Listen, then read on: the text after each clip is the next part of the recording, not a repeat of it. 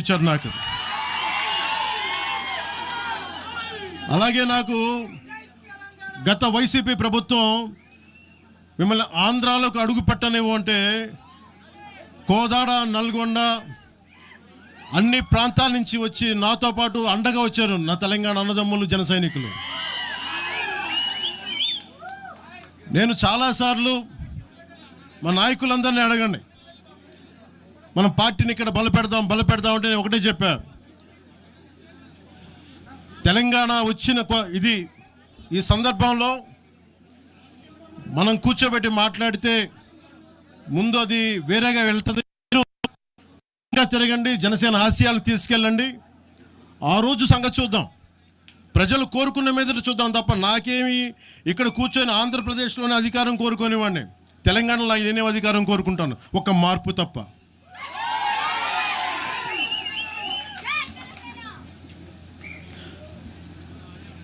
జనసేన ప్రయాణం తెలంగాణలో మొదలైంది. నేను మీకు ఏ సమస్యకైనా సరే నేను కూర్చోబెట్టి మా నాయకులు ఒకటే చెప్పా, మీరు సమస్యల మీద పోరాడండి. నాకు బాగా ఇబ్బంది కలిగించే అంశం ఈ మధ్యన పదే చూస్తూ ఉన్నాను,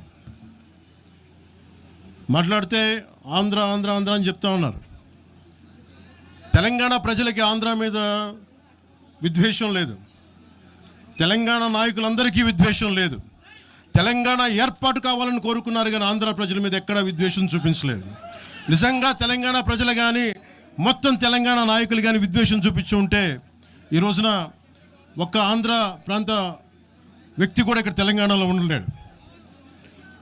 ఇది తెలంగాణ తాలూకు ప్రేమ, తెలంగాణ ప్రజల తాలూకు ప్రేమ, ఇవన్నీ ఎవరు మర్చిపోరు. నాకు ఈ మధ్యన వస్తా ఉంటే నువ్వు హైదరాబాద్లోకి ఎలా అడుగు పెడతావు, నీకు హైదరాబాద్లో ఏం పని, ఇది నేను ప్రత్యేకించి చెప్తా ఉన్నా. మీరెవరైనా నన్ను బెదిరించే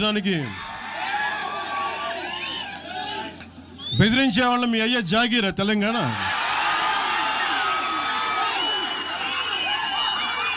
నా మీద దాడులు చేస్తా ఉంటున్నారు కదా.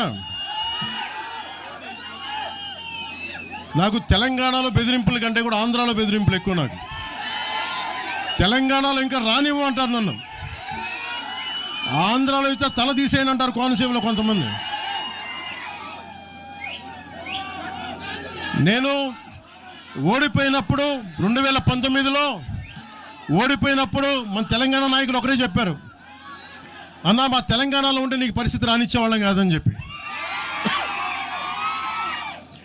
నాకు నిజంగా తెలంగాణ అద్భుతంగా ఉండాలి, యువతకు అద్భుతమైన అవకాశాలు రావాలని కోరుకుంటాను తప్ప నాకు ఇక్కడ కొత్తగా బావుకునేది లేదు, ఏమీ లేదు. బెదిరించే వాళ్ళందరికీ ఒకటే చెప్తున్నాయి, నా ఇంటి ముందు ఎందుకు పెట్టారంటే ఎవరన్నా దాడి చేయాలంటే సంతోషంగా ఇదే నా ఇంటి అడ్రస్, అది మీకు తెలియదు. నాకు అలాంటి భయాలు లేవు. నాకు బాంచన్ సారు కాల్మొక్తా అనే ఉద్దేశం ఉంటే పార్టీ ఎందుకు పెడతామా?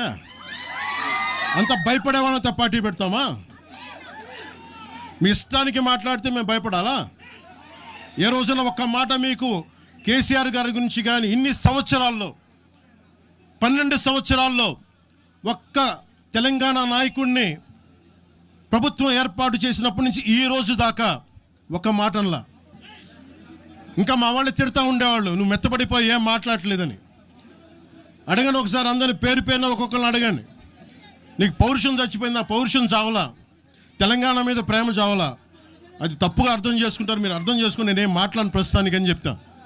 ప్రజలు కోరుకున్నప్పుడు నేను మాట్లాడతా.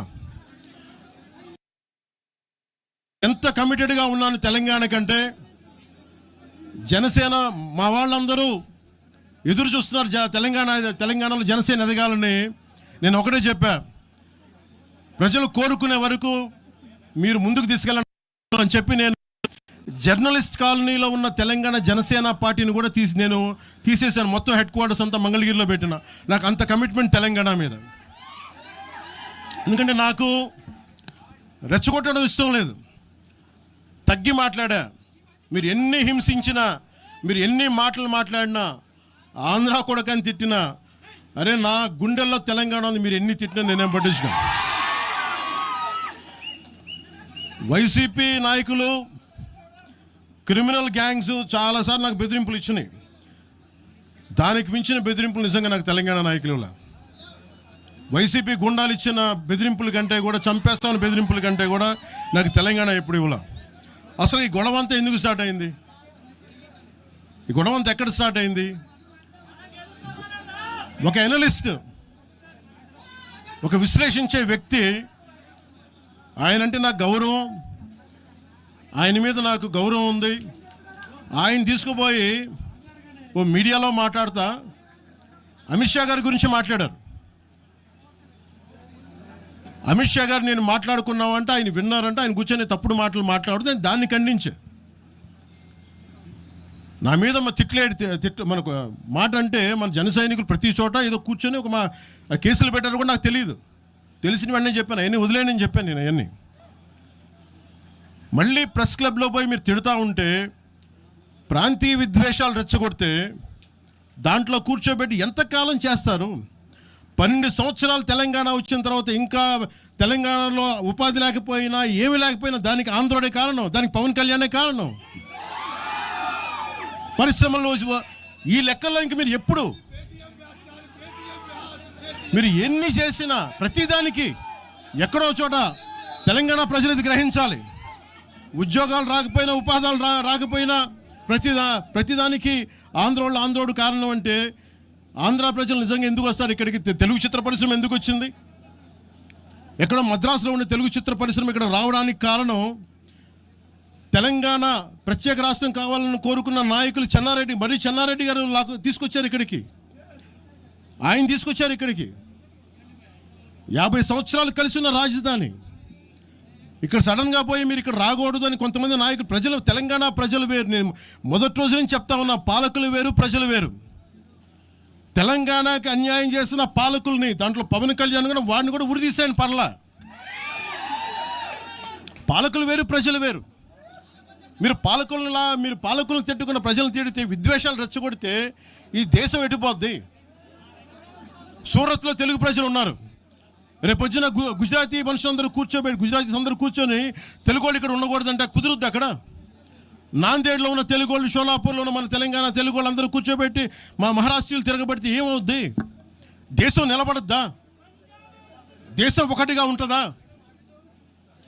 ఎంతకాలం తిడతారు? ఎంతకాలం? నేను అమిత్ షా గారిని అన్నారని చెప్పి నేను మాట్లాడగానే కూర్చోబెట్టి దానికి చిలవలు పలవలు చేసి, నాకు తెలంగాణ అంటే పడదు, నాకు వీళ్ళంటే పడదు, వాళ్ళంటే పడదు, ఇన్ని సంవత్సరాలు 12 years కూర్చోబెట్టడం, మేము ఒక చెరువుని కబ్జా చేసామంట. నాకేం పనిలేదా? నిజంగా మీరన్నట్టుగా కబ్జా చేస్తే ఇల్లు తగలబెట్టారా? నాది వచ్చి మీరు ఉంచుతారా నన్ను?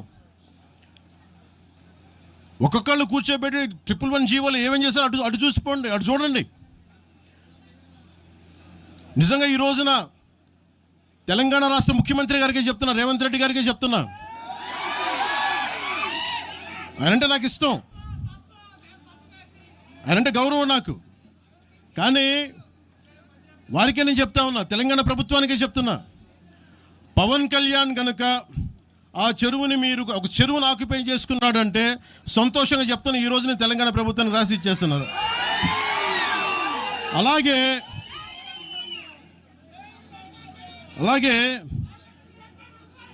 లెఫ్ట్ మేము వామపక్షవాదులు అని చెప్పి ఒక ఎనలిస్ట్ మాట్లాడతా, ఇది ఎలా ఉంటుందంటే, ప్రపంచ కార్మికులారా ఏకం కండి అని చెప్పే వామపక్ష భావజాలం ఈ రోజున ప్రాంతీయతకు వచ్చింది. ఆ వామపక్ష భావజాలం చెప్పే వ్యక్తి అనలిస్ట్ ప్రకారం ప్రపంచ కార్మికులారా ఏకం కండి చెప్పే వామపక్ష భావజాలం ఈరోజు ఎక్కడికి వచ్చింది? ఆయన చెప్పిన విధానం ప్రకారం ప్రాంతీయతకు వచ్చింది. కమ్యూనిజం ఎందుకు చచ్చిపోయిందంటే ఇలాంటి వాటి వల్ల చచ్చిపోద్ది. ఈరోజు గట్లాడతారు, బండెనక బండి కట్టి 16 బండ్లు కట్టి ఏ బండిలో పోతాం నైజాం సర్కారోడా అంటే, అది ఈరోజు మాకు వచ్చిన ప్రేమ కాదు. మాకు అది నా చిన్నప్పుడు చెప్పాను ఆ మాట, తర్వాత ఫస్ట్ మీటింగ్లో చెప్పా. గద్దర్ గారు బతికున్నప్పుడు మీరందరూ ఏమయ్యారా? గద్దరన్న బతికున్నప్పుడు మీరందరూ ఎక్కడున్నారు? గద్దరన్న వెన్నులో బుల్లెట్లు దిగితే గద్దరన్న నా దగ్గరికి వచ్చాడు. ఒకటి అడిగాడు ఆఫీస్కి వచ్చి మన జర్నలిస్ట్ కాలనీలో ఉండే జనసేన ఆఫీస్కి వచ్చి, అరే తమ్మి నాకు బుల్లెట్లు దిగినాయిరా, నాకు వెనకాల నన్ను స్వేచ్ఛగా రే అని పిలుచుకునేంత చనువు మా ఇద్దరి మధ్య, నాకు బుల్లెట్లు దిగినాయిరా ఈ వెన్నులో, నడవాలంటే ఇబ్బందిగా ఉందిరా, నాకు కారులో పోవాలంటే ఆటోలో తిరగలేకపోతున్నా, ఒక అండంగా అడుగుతున్నా, హక్కుగా అడుగుతున్నా, బండి కొనివరా అంటే ఆయన ఒక 24 గంటలు 3 రోజుల్లోనో 2 రోజుల్లోనో బండి కొనిచ్చాను నేను ఆయనకి. ఇప్పుడు ఎందుకు చెప్తున్నానంటే ఆ రోజు నేను చెప్పుండొచ్చు, నేను చెప్పట్లా. మీకేం తెలుసు గద్దర్ గారి గురించి? మీకేం తెలుసు? మీరేం మాట్లాడతారు గద్దర్ గారి గురించి? బతికున్నప్పుడు ఆయనకి ఏం చేశారు మీరందరూ? బతికున్నప్పుడు మీరేం చేశారు ఆయనకి? మీరు పర్మిషన్ ఇవి కూడా ఇవ్వాలా, మీరు ఒక్కళ్ళు మాట్లాడలా. ఏదైనా అవసరం వస్తే నా కాడకు వచ్చి ఆయన గద్దరన్న ఏంటి ఏమనుకుంటున్నారు మీరు? నేను పాలిటిక్స్లోకి వచ్చాక తెలుసు అనుకుంటున్నారా గద్దరన్న? మీరందరూ చూసిన ఖుషీ సినిమా చూసిన తర్వాత చిరంజీవి గారు ఫోన్ చేశారు నాకు, అరే గద్దర్ గారు ఫోన్ చేస్తున్నారా నీకోసం, ఒకసారి నేను కలవాలంటాను. ఆయన ఒకటే మాట అన్నారు చూసి, అరే మా పోరలు చూపించిండ్రా బాబు నీ సినిమా పాట, దాంట్లో నువ్వు తాకట్లో భారతదేశాన్ని తాకట్లో పెట్టే విజువల్ పెట్టావంట, నువ్వు మాకు అర్థమవుతుందా, మా భావాలు అర్థం చేసుకునేవాడు అని చెప్పి. తరిమేల నాగిరెడ్డి గారి తాకట్లో భారతదేశాన్ని ఆ భావన నువ్వు పెట్టావంటే మాకు అర్థమవుతుందని నేను చెప్పి, అన్నా నాకు లెఫ్ట్ వింగో రైట్ వింగో తెలియదన్నా, నాది హ్యూమనిజం అవుతున్నా, మీకు తోస్తున్న సంతోషం అన్నా అని చెప్పి. ఆ రోజు నుంచి ఆయన చనిపోయేదాకా, ఆయన అంతిమ గడియల వరకు ఆయన హాస్పిటల్లో ఉంటే వెళ్ళి కూర్చొని, అన్నా మీకు ఏం కావాలి చెప్పండి అంటే, ఏం వద్దురా తమ్మి, తెలంగాణ యువతకి కానీ ఆంధ్ర యువతకి కానీ భారతదేశంలో యువతకి భవిష్యత్తు వాళ్ళదని చెప్పు. ఆయన నాకు రాసిస్తే, ఆయన నాకు ఒక లెటర్ రాసిస్తే నేను అది కూడా బయట పెట్టలా, ఆయనే ఒక ఆడియో ఫైల్ చేసి, నేను దాన్ని కూడా కూర్చొని చెప్పలా, ఆడియో ఫైల్ చేసి ఆయన ఒక చిన్న ఛానల్కి రిలీజ్ చేసి అది బయటకు వచ్చింది. మీరు కూర్చోబెట్టి తెలంగాణ గురించి అని మాట్లాడతారు. నేను నిజంగా ఎంత కమిట్మెంట్ లేకపోతే కొండగొట్టు ఆంజనేయుడికి నేను 30 కోట్లు టీటీడీ నుంచి చెప్పిస్తాం మేము. ₹1 కోటి ఎందుకు మా కూర్చోబెట్టి తెలంగాణ ప్రభుత్వానికి ఇస్తాం? ఆపదలో ఉన్నప్పుడు, విపత్తుల్లో ఉన్నప్పుడు మీరు మాట్లాడి, మీరు ఈరోజు మాట్లాడుతూ ఉన్నారు, బెదిరిస్తున్నారు. ఒకటే చెప్తా ఉన్నా, ఇక్కడున్న నాయకులందరూ కూడా, మరి శంకర్ గౌడ్ గారి దగ్గర నుంచి ఇక్కడున్న నాయకులు పేరున సంపత్ నాయక్ కానీ సాగర్ గారు కానీ వీళ్ళందరూ కూడా మీరు బెదిరిస్తూ ఉంటే మేము భయపడి, సారు మీ కాల్ముక్తా సారు, మీ బాంచన్ సారు అని అంత భయాలు ఉన్నాం మేము, వాళ్ళమే కాదు.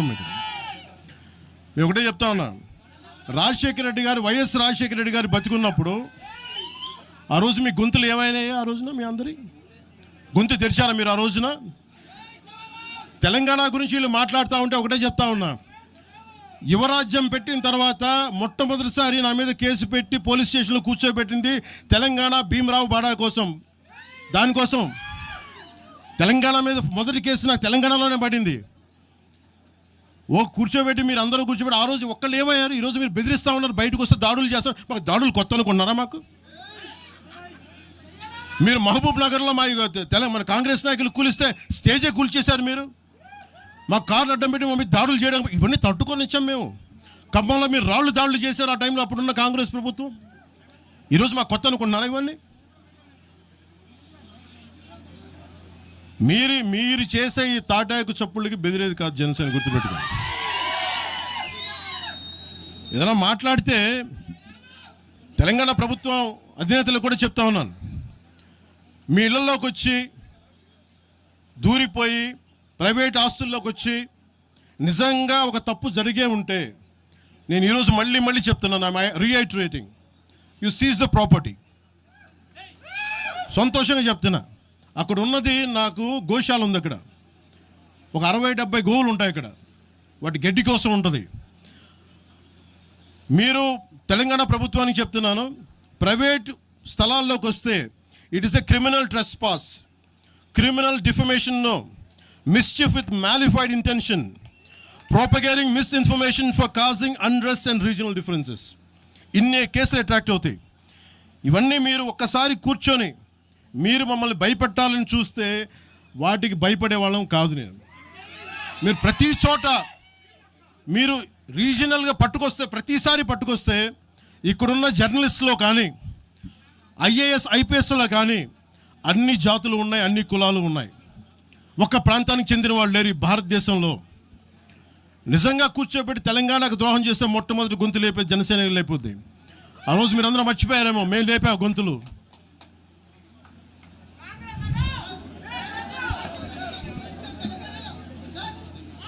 కాంగ్రెస్ హటావ్ దేశ్ బచావ్ అని అనడానికి ఈరోజు ఇందాక మీరు చెప్పినానికి చెప్తున్నా. కాంగ్రెస్ నాయకులు మాట్లాడుతున్నారు కొంతమంది, అందరం చెప్పట్లా.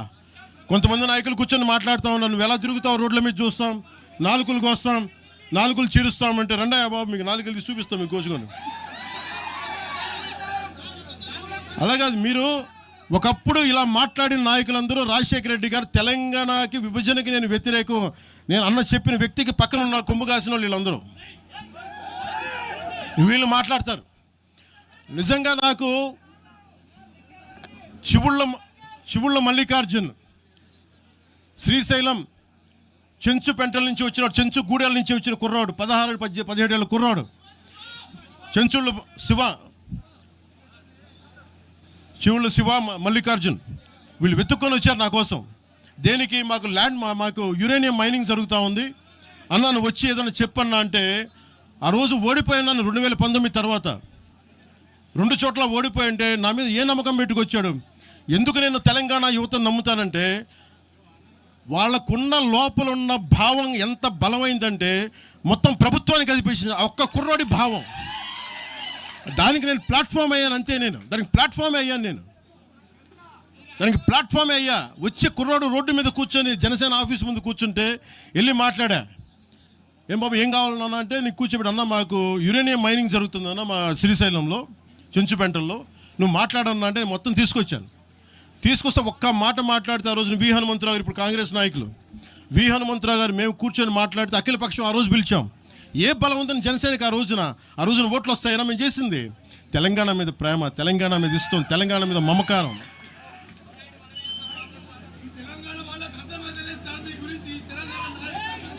తెలంగాణ ప్రజలు వేరు, తెలంగాణలోని కొద్దిమంది. నేను కేసీఆర్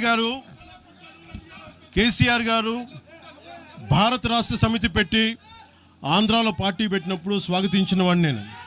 ఒక పార్టీ ఎక్కడైనా పెట్టుకోవచ్చు. కేసీఆర్ గారికి మనస్ఫూర్తిగా ఆ రోజున మనకి గుంటూరులో బీఆర్ఎస్ పార్టీ కార్యాలయం పెడితే, అంతకుముందు జనసేనలో పనిచేసిన నాయకులను ఆయన ప్రెసిడెంట్గా పెడితే మనస్ఫూర్తిగా స్వాగతించాం.